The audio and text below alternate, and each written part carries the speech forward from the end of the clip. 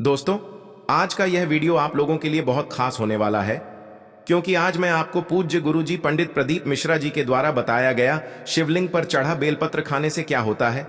बहुत अचूक उपाय है। आज गुरुजी की ही कथा सुनकर आपको इन उपायों के बारे में आपको बताने जा रहा हूं। दोस्तों, आखिर क्या आपने सुना होगा कि जो शिवलिंग होती है उस पर जो बेलपत्र चढ़ाया जाता है उसके खाने से क्या फायदे होते हैं?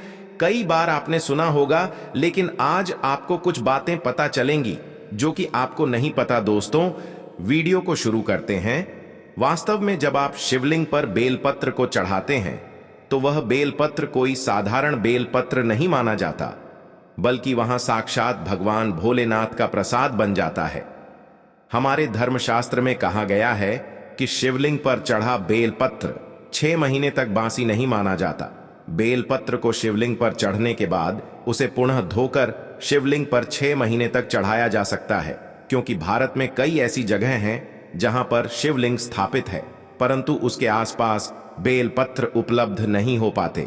इसी वजह से कई लोग बेलपत्र उपलब्ध ना होने के कारण पुराने बेलपत्र जो चढ़े हुए होते हैं उसको भगवान भोलेनाथ को चढ़ाते हैं। दोस्तों, बेलपत्र को भगवान भोलेनाथ पर चढ़ने के पीछे एक पौराणिक कथा है, और कथा के अनुसार जब समुद्र मंथन चल रहा था उसी समय समुद्र मंथन के दौरान अमृत के साथ कई और चीज भी निकली थी, जिसमें से एक विष भी निकला था। विष को आप जहर भी कह सकते हैं। भगवान भोलेनाथ ने इस विष को अपने कंठ में धारण कर लिया था, इसीलिए महादेव को उसी दिन से नीलकंठ भी कहा जाने लगा। परंतु विष के प्रभाव से भगवान भोलेनाथ के शरीर का ताप बढ़ने लगा, जिसकी वजह से आसपास का वातावरण जलने लगा, और वहां देवी देवताओं ने प्राचीन वेद सलाहकारों से सलाह ली कि भगवान भोलेनाथ को इस विष से कैसे बचाया जाए।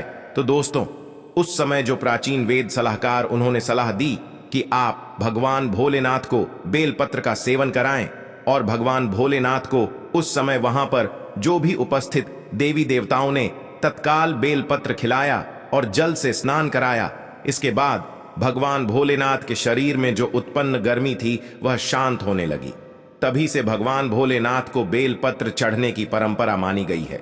आगे बढ़ने से पहले आपसे हाथ जोड़ के विनती है, अगर आप महादेव को मानते हैं, उनकी पूजा करते हैं, तो वीडियो को लाइक शेयर जरूर करें और नीचे कमेंट में हर हर महादेव, श्री शिवाय नमस्तुभ्यम जरूर लिखें, जिससे कि आपकी मनोकामना जल्दी पूरी हो जाए। दोस्तों, हम शिवलिंग पर अगर प्रतिदिन बेलपत्र चढ़ाते हैं तो सभी प्रकार की समस्याएं दूर हो जाएंगी।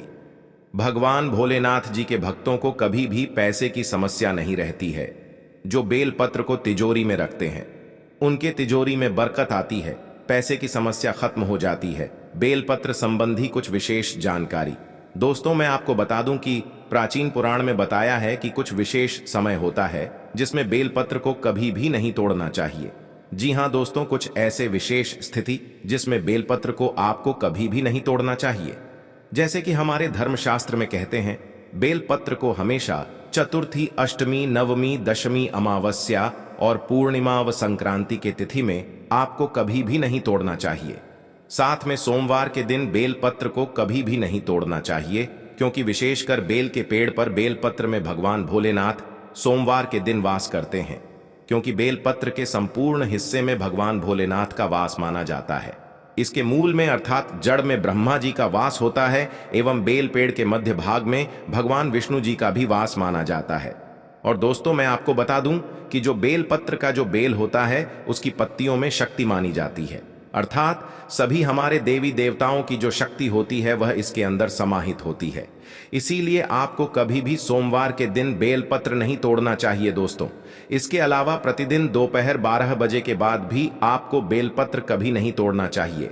यह हमारे धर्मशास्त्रों में लिखा है, और आप फिर भी 12 बजे के बाद अगर बेलपत्र को तोड़ते हैं तो इससे आपको पाप लगना निश्चित है। दोस्तों देखिए, जब बेलपत्र को भगवान भोलेनाथ जी को शिवलिंग पर चढ़ाते हैं तो वह एक बेलपत्र नहीं रह जाता है, बल्कि वह भगवान शिव का प्रसाद बन जाता है, जो कि बीमारियों को दूर करने में, आपकी पीड़ा को भरने में एवं जीवन में चल रही सारी समस्याओं को दूर करने में समर्थ है। क्योंकि बेलपत्र को भगवान का प्रसाद के स्वरूप माना जाता है, इसीलिए वह आपके लिए अमृत जैसा बन जाता है। तो आखिरकार शिवलिंग पर चढ़ने वाले बेलपत्र को नित्य रूप से खाने से क्या फायदा मिलता है, क्या बदलाव आते हैं, हमारे वीडियो में इसके बारे में जानेंगे। लेकिन दोस्तों, मैं आपको बताना चाहूंगा, शिवजी पर चढ़े बेलपत्र को खाने से शरीर के सभी प्रकार के रोग दोष दूर हो जाते हैं। शरीर में जितने भी रोग होते हैं, अगर आप बेलपत्र नियमित रूप से खाते हैं तो आप रोगों से बचते हैं। अगर आप अपने जीवन में बिना रोगों के रहना चाहते हैं तो आपको बेलपत्र का नित्य सेवन करना चाहिए। दोस्तों, आपने देखा होगा कि हमारे जीवन में कई लोग होते हैं जो मीट मछली मुर्गा जैसे तामसिक भोजन कर लेते हैं, शराब पीते हैं, चैनी खैनी गुटखा तंबाकू यह सब चीज जो होता है उसका सेवन करते हैं, परंतु एक समय के बाद उन्हें लगता है कि जो वह खा पी रहे थे वह गलत चीज, परंतु अब वह यह जो पाप कर चुके हैं उसको कैसे खत्म करें।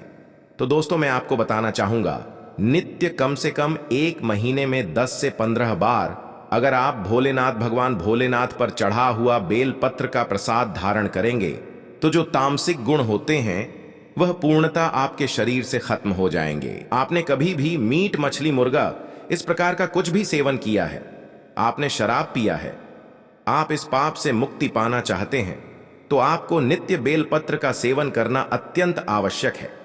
इसके सेवन से आपका शरीर शुद्ध होता है। आप अपने अशुद्ध शरीर को पूर्ण रूप से स्वस्थ बनाने के लिए पूर्णता संपन्न हो जाते हैं। आपको भगवान भोलेनाथ के इस प्रसाद को ग्रहण करना अत्यंत आवश्यक है। आज ही से शुरू कर दीजिए। नित्य 5 बेलपत्र खाइए, 3 सुबह 2 शाम में खाइए। अगर नित्य खाते हैं तो यह आपके शरीर में तमाम गुण को समाप्त कर देगा। किसी भी प्रकार की बीमारियां हैं पूर्णता समाप्त कर देगा। बेलपत्र खाने से आपका भाग्य भी बदलने लगेगा, आपका भाग्य बलवान हो जाएगा। दोस्तों, कैसे भी आपके दुर्भाग्य हो, बेलपत्र खाना शुरू कर देंगे, आपके दुर्भाग्य सौभाग्य में बदल जाते हैं। आपकी किस्मत, आपके तकदीर फिर आपके अनुरूप चलने लगती है। इसके बाद आयुर्वेद में भी कहा जाता है कि बेलपत्र को खाने से आपका जो रक्त होता है, खून होता, वह साफ होता है। अगर खून संबंधित, रक्त संबंधित कोई बीमारी है, नित्य 5 बेलपत्र खाइए। 5 बेलपत्र खाने के बाद आपके शरीर में जो खून में किसी भी प्रकार की गंदगी है वह धीरे धीरे खत्म होने लगेगी। आपका शरीर बहुत ही स्वच्छ हो जाएगा। खाली पेट बेलपत्र खाते हैं तो इससे आपका शुगर लेवल कंट्रोल में रहेगा, जिससे डायबिटीज की बीमारी में काफी हद तक आपको राहत मिलेगी। तो ऐसे में आपको बेलपत्र खाना चाहिए, क्योंकि बेलपत्र की तासीर ठंडी होती है जो आपके शरीर को ठंडा रखने में आपकी मदद करता है। इसलिए लोग गर्मी के मौसम में बेल का जूस पीना पसंद करते हैं, इम्यूनिटी बढ़ाए। सुबह के समय भगवान शिव के शिवलिंग पर चढ़ा हुआ बेलपत्र खाने से कमजोरी दूर होती है और शरीर की इम्यूनिटी स्ट्रांग होती है। शरीर को रखें हेल्दी। सुबह खाली पेट शिवलिंग पर चढ़ाए हुए बेलपत्र को खाने से दिल से जुड़ी बीमारी से राहत मिलती है। साथ ही इसके सेवन से आपका शरीर स्वस्थ रहता है। पेट की समस्या होने पर सुबह के समय खाली पेट बेलपत्र का सेवन करना चाहिए। बेलपत्र औषधीय गुणों से भरपूर होता है जो आपकी पेट से जुड़ी हर समस्या को दूर करने में मदद करता। दोस्तों, अब जानते हैं बेलपत्र से जुड़ी कुछ खास बातें। चतुर्थी, अष्टमी, नवमी, चतुर्दशी और अमावस्या तिथियों को, संक्रांति के समय और सोमवार को बेलपत्र नहीं तोड़ना चाहिए। पूजा से 1 दिन पूर्व ही बेलपत्र तोड़कर रख लें। दोस्तों, आपको बता दें, बेलपत्र कभी अशुद्ध नहीं होते। यदि आपको पूजा के लिए नया बेलपत्र नहीं मिल रहे हैं तो आप किसी दूसरे के चढ़ाए हुए बेलपत्र को स्वच्छ जल से धोकर भगवान शिव को अर्पित कर सकते हैं। दोस्तों, बेलपत्र में 3 पत्तियां होनी चाहिए। कटी फटी पत्तियों का बेलपत्र भगवान शिव को अर्पित गलती से भी मत करना। कटी फटी पत्तियों को अर्पित करने से शिव का अपमान माना जाता है, इसलिए बेलपत्र की पत्तियां एकदम साफ होनी चाहिए। दोस्तों, सावन के इस पवित्र महीने में अगर जिसको ये 5 संकेत मिल जाए तो इससे यह पता चलता है कि महादेव आपकी भक्ति से बहुत प्रसन्न है। मित्रों, आगे जान लेते हैं। सावन के महीने में वास्तु व पूजा के रूप में कुछ सामानों का खरीदा जाना काफी शुभ और उपयोगी कहा जाता है। अगर आप सावन के महीने में इन चीजों सामानों को खरीदकर घर में या अपने पूजा गृह में रखते हैं तो आप पर भोलेनाथ की विशेष कृपा हो सकती है।